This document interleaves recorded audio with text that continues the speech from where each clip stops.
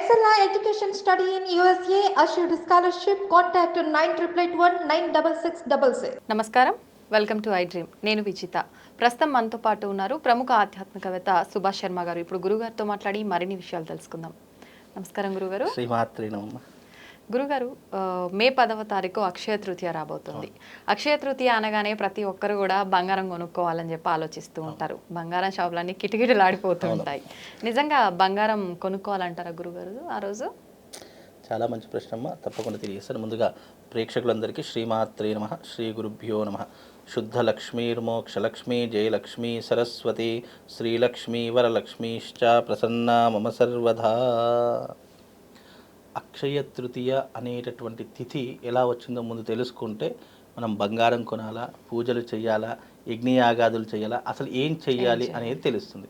అంటే దాని అసలు అది జన్మ వృత్తాంతం ఏంటో తెలిస్తే మనం ఏం చేయాలో తెలుస్తుంది.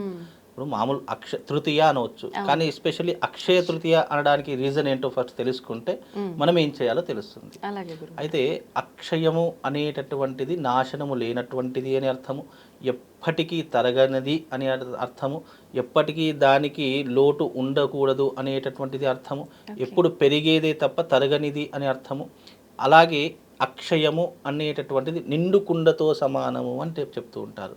అంటే ఎప్పుడు దాంట్లో ఒక కుండ ఉంది, దాంట్లో నీళ్లు ఎంత తాగినా కొద్దీ ఆ కుండ నిండుతూనే ఉంటుంది తప్ప తరగదు, అంటే దాంట్లో నీళ్లు అయిపోవు, దాని అక్షయము అని అంటారు. అంటే ఏదైతే తరగకుండా, ఏదైతే తగ్గకుండా ఉంటుందో దాని అక్షయము అని అంటాము.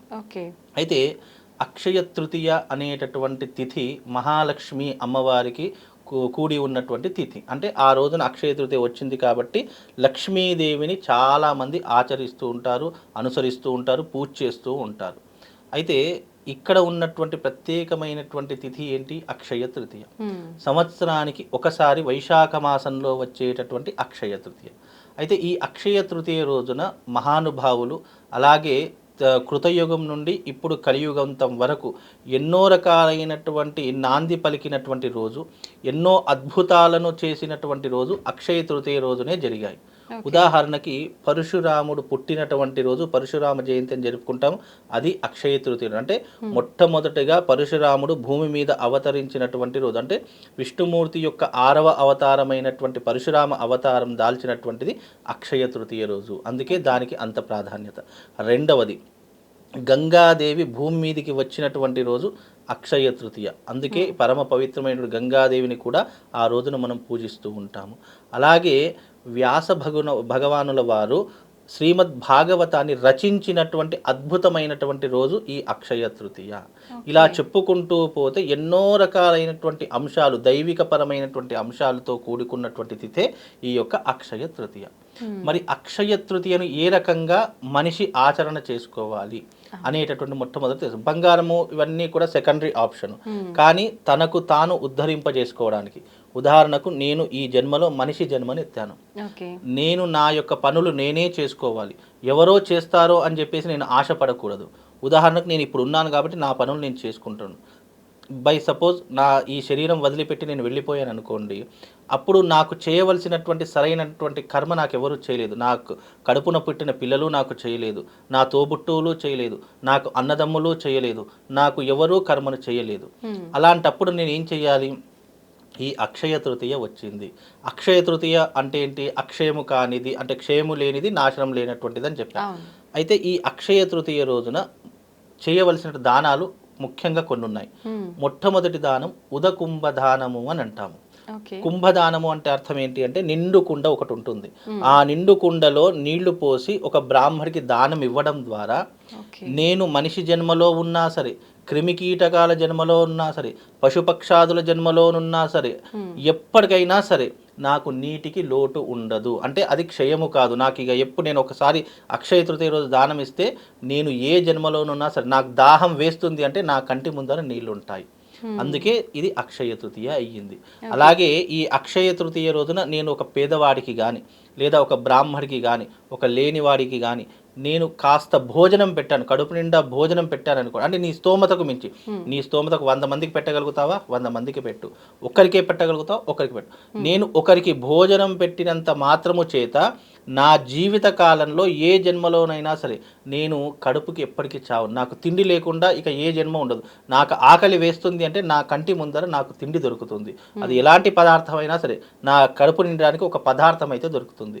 అంటే అక్షయ తృతీయ రోజు మనం ఏదైతే దానం చేస్తున్నామో అది మన జీవిత కాలంలో తరగకుండా, తగ్గకుండా, ఎప్పుడైనా సరే నీకు అవసరానికి ఆ వస్తువు నీ దగ్గర ఉంటుంది అనే లోటు లేకుండా ఉండేటటువంటిది అక్షయ తృతీయ.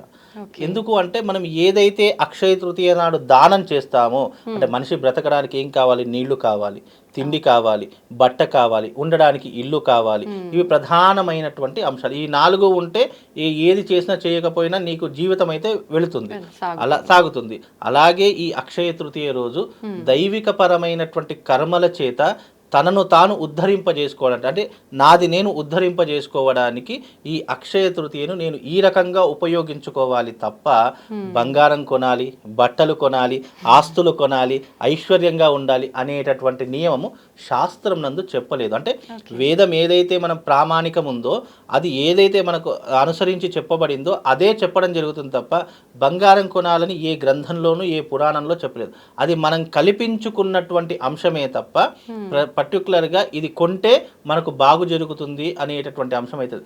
కొంటే తప్పు లేదు, బంగారం కొనడం అనేటటువంటి తప్పు కాదు. కాకపోతే చాలామంది ఏం చేస్తున్నారంటే బంగారం కొనాలి కదా అని చెప్పేసి అప్పులు చేసి మరీ కొంటున్నారు. కొంతమంది సాఫ్ట్వేర్ ఇంజనీర్లు ఏం చేస్తున్నారు, ఈఎంఐస్ అనే ఆప్షన్ ఎంచుకొని డబ్బును తీసుకొని బంగారం కొనుక్కుంటున్నారు. ఇది లేటెస్ట్గా ఈ మధ్య కాలంలో ఒక వారం రోజుల కింద ఒక సంఘటన చెప్తాను. ఒక వ్యక్తి నాకు సాఫ్ట్వేర్ ఇంజనీర్ ఫోన్ చేశాడు. ఏంటి, నేను 3 సంవత్సరాల నుంచి మా ఆవిడ పోరు పడలేక అక్షయ తృతీయ వచ్చింది అని అంటే చాలా 5-6 తులాల బంగారం తీసుకుంటుందండి. నాకు విపరీతంగా టెన్షన్స్ పెరిగిపోతున్నాయి, మానసిక ఒత్తిడి పెరిగిపోతుందండి.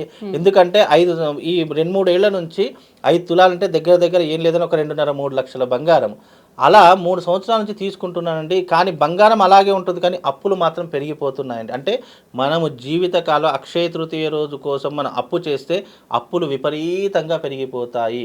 నువ్వు తీసుకున్న వస్తువు అలాగే ఉంటుంది, కానీ నువ్వు ఎప్పుడైతే అప్పు చేసి వస్తువు తీసుకున్నావు అది అలాగే ఉంటుంది, నీకు అప్పులు పెరిగిపోతాయి. కాబట్టి అప్పు అనేటటువంటిది చేసి బంగారం నీ దగ్గర స్తోమత ఉంది అంటే తీసుకోకపోయినా నష్టమేం లేదు. అందులో ఎస్పెషల్లీ బంగారం తీసుకోవాలనేది ఏ శాస్త్రంలో చెప్పలేదు. కనుక అక్షయ తృతీయ రోజు యజ్ఞయాగాదులు నిర్వహించుకోవాలి. నీకు జీవితంలో వృద్ధిలోకి రావాలా, ఐశ్వర్యవంతుడివి కావాలా, సిరి సంపదలకు ఎప్పుడు నీకు లోటు ఉండకూడదా అని అంటే అక్షయ తృతీయ రోజు చేయవలసినటువంటి విధానము పద్మపురాణంలో చెప్పారు. పద్మపురాణంలోను స్కాంద పురాణంలోను 2 రకాలుగా చెప్పారు.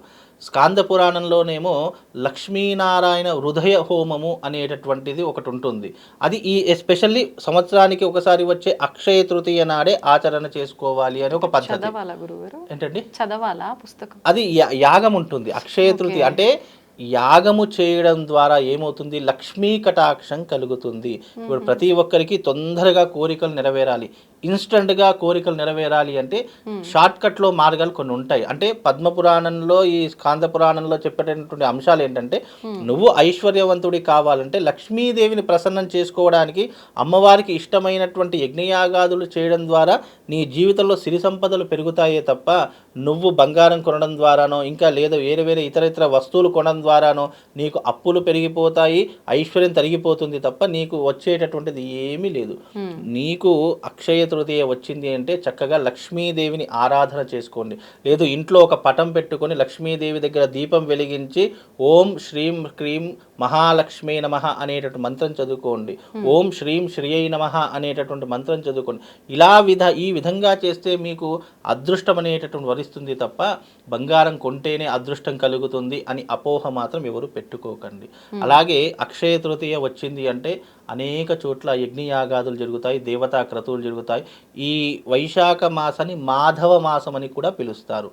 బికాజ్ ఎందుకు అంటే ఇదంతా కూడా విష్ణుమూర్తికి లక్ష్మీదేవికి సంబంధించినటువంటి మాసము. ఈ మాసంలో వైశాఖ మాసంలో వచ్చే అక్షయ తృతీయ పరమ పవిత్రమైనటువంటి రోజుగా గాను అలాగే మనల్ని మనం ఉద్ధరింపజేసుకోవడానికి ఎవరో ఏదో చేస్తారు అని ఎవరి మీద నమ్మకం పెట్టుకోకుండా ఇలా వచ్చేటటువంటి గొప్పనైనటువంటి తిథివార నక్షత్ర ముహూర్తాలలో మనం ఏం చేసుకుంటే మన జీవితం అనేటటువంటిది ధన్యమవుతుంది. ఎప్పుడు కూడా మనిషికి 2 రకాల కర్మలు ఉంటాయి. ఒకటి పాపకర్మ, 2 పుణ్యకర్మ. ఈ రెండుటిని కూడా బ్యాలెన్స్ చేసుకుంటూ వెళ్తే గనక నీ జీవితం అద్భుతంగా ఉంటుంది. నువ్వు పాపకర్మను ఎప్పుడు ఎలా తగ్గించుకోవాలి అనేటటువంటి కొన్ని కర్మ సిద్ధాంతంలో కూడా కొన్ని విధానాలు చెప్పడం జరిగింది. తిథి, వార, నక్షత్ర, ముహూర్త, యోగ కరణములోని పంచాంగంలో 5 కరణాలు ఉంటాయి. ఈ 5 కరణాలతో కూడుకున్నటువంటి తిథి సంవత్సర కాలంలో వచ్చేది అక్షయ తృతీయ.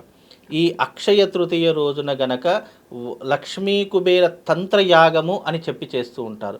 ఆ లక్ష్మీ కుబేర తంత్రయాగంలో గనక నువ్వు పాల్గొంటే దారిద్ర్యం అనేటటువంటిది తొలగిపోతుంది. కటిక దారిద్రుడైనా సరే అపర కుబేరుడు కావడానికి అది ఒక మార్గదర్శకంగా నీకు ఉపయోగపడేటటువంటి రోజే అక్షయ తృతీయ. అంటే ఇక్కడ దారిద్ర్యము అంటే కేవలం డబ్బు లేకపోవడం ఒకటే కాదు, దారిద్ర్యంలో అనేక అంశాలు వస్తాయి.